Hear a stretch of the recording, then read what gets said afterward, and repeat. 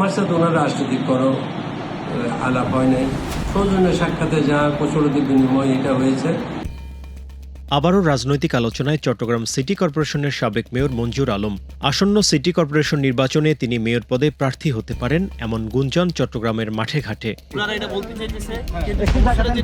14 April NCP নেতা ও কুমিল্লা 4 আসনের সংসদ সদস্য হাসনাত আব্দুল্লাহ চট্টগ্রামে মঞ্জুর আলমের সঙ্গে দেখা করতে তার বাসায় যান। ওই সময় কিছু ব্যক্তি নিজেদের জুলাই যোদ্ধা দাবি করে হাসনাত আব্দুল্লাহকে নানা প্রশ্ন করে। এরপর বিষয়টি নিয়ে দেশব্যাপী নানা আলোচনা হয়। মঞ্জুর আলম এনসিপির প্রার্থী হবেন কিনা এ নিয়ে চলছে রাজনৈতিক মহলে আলোচনা।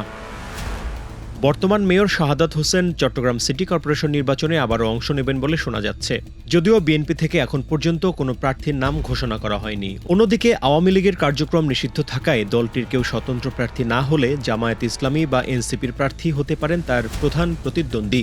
জাতীয় পর্যায়ে এনসিপি ও জামায়াতের মধ্যে রাজনৈতিক সমঝোতা থাকায় স্থানীয় সরকার নির্বাচনেও এর প্রভাব পড়তে পারে বলে ধারণা করা হচ্ছে। সেক্ষেত্রে এনসিপি শক্ত প্রার্থী দিলে ভোটে হাড্ডাহাড্ডি লড়াই হতে পারে। চট্টগ্রামের বিএনপির নেতারা আশঙ্কা করছেন মঞ্জুর আলম এনসিপির প্রার্থী হলে তা বিএনপির জন্য চ্যালেঞ্জ হতে পারে। অনেকদিন ধরে বিভিন্ন দাতব্য ও ধর্মীয় কর্মকাণ্ডে যুক্ত থাকায় তার ব্যক্তিগত ভোট ব্যাংক আছে। পাশাপাশি অতীতে আওয়ামী লীগের সমর্থনে কাউন্সিলর নির্বাচিত হওয়ায় দলটির সমর্থকদের একটি অংশের সহানুভূতিও পেতে পারেন। তবে মেয়র নির্বাচনে অংশ নেওয়া কিংবা এনসিপিতে যোগ দেওয়া নিয়ে এখনই কিছু বলতে রাজি নন মঞ্জুর আলম। আমার সাথে ওনার রাজনৈতিক কোনো আলাপ হয় নাই। উনিও আমাকে সেভাবে কোনো কিছু বলেন নাই।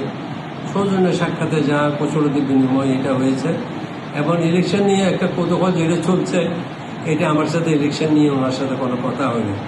আমি ব্যাপারে কিছু বলি না, উনি আমাকে কিছু বলেন না।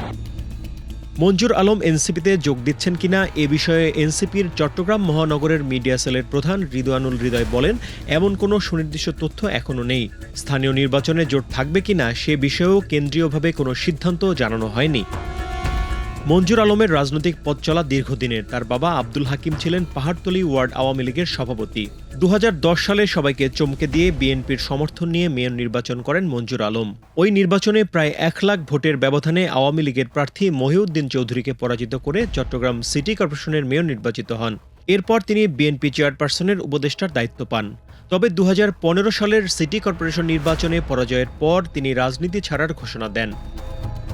রাজনীতি থেকে সরে দাঁড়ালেও বিভিন্ন সময় আলোচনায় ছিলেন তিনি। ত্রয়োদশ জাতীয় সংসদ নির্বাচনে চট্টগ্রামে বিএনপির এক প্রার্থীর পক্ষে ভোট চান। এখন আবার এনসিপিতে যোগ দেওয়া না দেওয়া নিয়ে চলছে আলোচনা।